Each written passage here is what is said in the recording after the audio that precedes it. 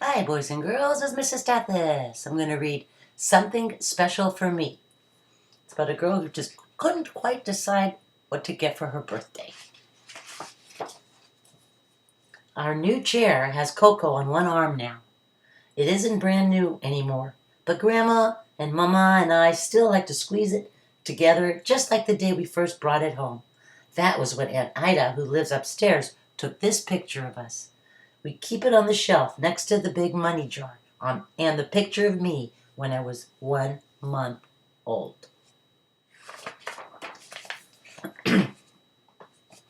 Here's a money jar. One Saturday, Mama and I were sitting in the chair in our bathrobes. I kept trying to talk to Mama about my birthday, which was going to be in just 3 days. But Mama wouldn't listen. On her day off from her job at the Blue Tile Diner, Mama loves to sit and read her newspaper. Then she never even hears the things I tell her. I had to tickle her foot until she threw down the paper and jumped out of the chair. Then she chased me all over the house.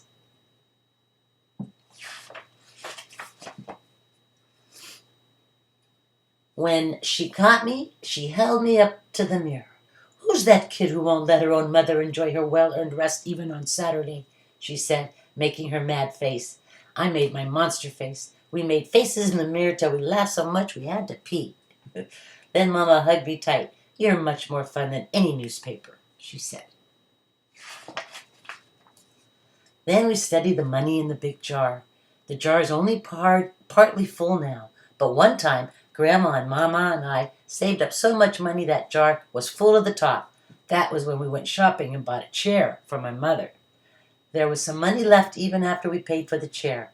Now we still put money in the jar every Friday when Mama brings her tips home from work. If I help out at the diner, I put money in the jar too, and Grandma puts in whenever she can spare. "What are we going to spend the money on this time?" I asked Mama.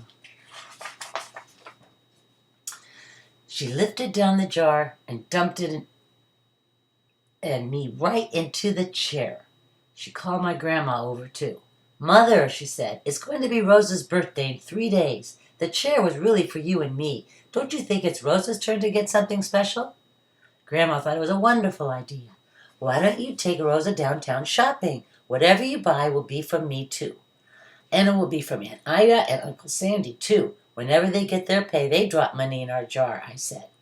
Mom and I got dressed fast, and Grandma changed the money into dollar bills. As we went out the door, she hollered after us, "Rosa, you buy something real nice." I do just what would be real nice, so we went right to the skate store. I tried on skates. I skated up and down in the store. My friends Leora and Jenny and May all have new skates, and I really wanted them too. I could see myself dancing around on my new skates in the schoolyard. Then, just as the man was about to wrap up the box and Mama and I were about to pay for the skates, I wasn't so sure I wanted them. I wanted them, but I could tell that skates weren't really what I wanted to empty that big jar of money for. Not even white skates with orange wheels that could race and dance all over the street. So we went out of the store without buying anything. Across the street was the department store, and I pulled Mama through the revolving door and up the escalator to the children's floor. There I tried on dresses and I tried on coats. I tried on shoes and even hats. I looked at myself all around in the big mirrors. I imagined standing just like that with Leora and Jenny and May outside the variety store on my birthday. "I want these," I said to Mama. "The polka dot dress with its own jacket and the blue shoes with crisscross straps and little heels." Then, just as they were about to wrap them up and Mama and I were about to pay for them, I wasn't sure I really wanted them so much. I wanted them, but I could tell that new shoes and a new dress, even with its own jacket, were not the special presents I wanted to empty the big jar for. So we went out of the department store without buying anything. Oh boy. Then, right down the block, I saw a red tent in the store window. Next to it was a blue sleeping bag with pockets all over it. The sleeping bag was spread out all ready for the night. I pushed open the door and Mama followed me into that store. I could see just how it would be to go on a trip with Aunt Ida and Uncle Sandy's truck. Leora and Jenny and May would come along. I'd pack everything we needed into the knapsack. Then we'd put up the tent by the lake and we'd all sleep in it together. This is what I really want, I told my mother. But when the salesperson was wrapping it all up and Mama and I were about to pay for it, I got that feeling again. This was not the exact present I wanted to empty that whole jar for. Mama recognized the look on my face. And when she walked out of that store without any packages, Mama was laughing. But I started to cry. What if I can't ever decide? What if I end up with no birthday present at all? What if even my next birthday comes and I still can't decide? Mama wiped my tears. Don't worry, she said. You have a few days yet until your birthday. Let's shop in the Blue Tile Diner. Let's stop in the Blue Tile Diner and have a treat while you think about it some more.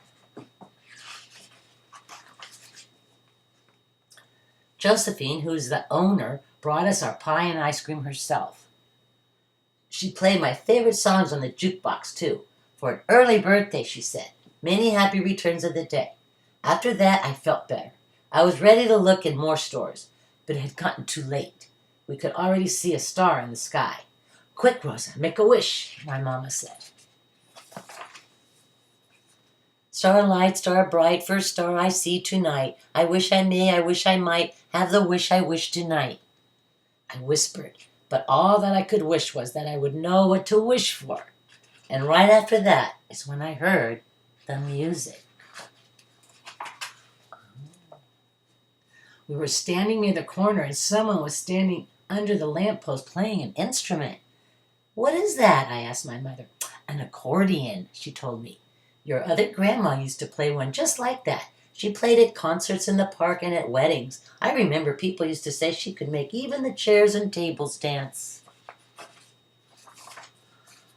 On the way home, I imagined myself playing the accordion while the chairs and tables danced. I could see Leora and Jenny and May dancing too. I could see myself right up on the stage in the park. I imagined myself sitting on our back steps and playing music whenever I wanted. On my birthday, Grandma and and Uncle Sandy and I took the money and went to meet Mama at the music store. The music store was full of big accordions, but they were very expensive. Then the woman in the store said, "How about this one? It's good for a beginner." And she showed me one just the right size for me. When she played it, I heard the same beautiful sounds I had heard on the corner by the diner. We were lucky because that accordion wasn't brand new, so it cost less than the others. It took all the jar money, though, and a little bit more from Aunt Ida's purse. Uncle Sandy said he'd pay for lessons every week, and this time I didn't want to change my mind at all. Next morning, I was sure I had chosen exactly right. Through the door, I could see our chair. I could see our big jar with just one dime in it for good luck. Grandma and Mama were making breakfast in the kitchen. And right beside my bed was my own accordion, waiting for me to make songs come out of it.